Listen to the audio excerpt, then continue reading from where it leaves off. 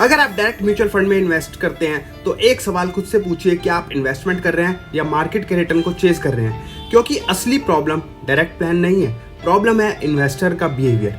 अगर आज कोई फंड अच्छा परफॉर्म कर रहा है तो हम उसमें चले गए और 6 महीने बाद वही फंड अंडर परफॉर्म करने लगता है तो हमने सोचा इससे निकलते हैं, दूसरा फंड लेते हैं, और फिर जिस फंड को हमने छोड़ा अक्सर उसकी साइकिल बदल जाती है और वही परफॉर्म करने लगता है, और जिस फंड में हम गए थे वही अंडर परफॉर्म करने लगता है। यही है रिटर्न चेजिंग। आप मार्केट को कंट्रोल नहीं कर सकते, आप फ्यूचर रिटर्न को कंट्रोल नहीं कर सकते, लेकिन आप अपना बिहेवियर कंट्रोल कर सकते हैं। महाभारत का एक सिंपल सा एग्जांपल देता हूँ आपको। अर्जुन के पास स्किल थी, हथियार थे, एक्सपीरियंस था, लेकिन उसने कृष्ण को अपना एडवाइजर और गाइड माना।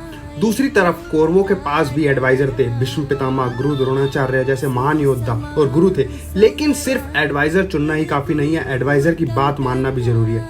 इन्वेस्टिंग में भी बिल्कुल यही होता है। अगर आपने किसी एडवाइजर को जिम्मेदारी दी है कि मेरे गोल, रिस्क और टाइम होराइजन के हिसाब से पोर्टफोलियो बनाइए, तो फिर 6 महीने के रिटर्न देखकर रोज सवाल मत कीजिए कि ये फंड क्यों नहीं भाग रहा है। म्यूचुअल फंड कोई 6 महीने की रेस नहीं है, वेल्थ क्रिएशन एक लॉन्ग टर्म जर्नी है।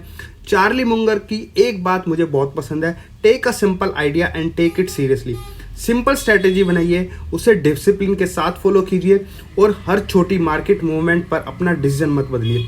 अगर आप डायरेक्ट इन्वेस्टिंग कर रहे हैं और सिर्फ ट्रांजैक्शन नहीं बल्कि प्रॉपर फाइनेंशियल गाइडेंस चाहते हैं तो आप मुझसे फाइनेंशियल प्लानिंग और पोर्टफोलियो गाइडेंस के लिए कॉन्टैक्ट कर सकते हैं, क्योंकि वेल्थ बनाने में सिर्फ सही फंड चुनना ही इंपॉर्टेंट नहीं है, सही डिसीजन को लंबे समय तक बनाए रखना उससे भी ज़्यादा इंपॉर्टेंट है। नमस्कार।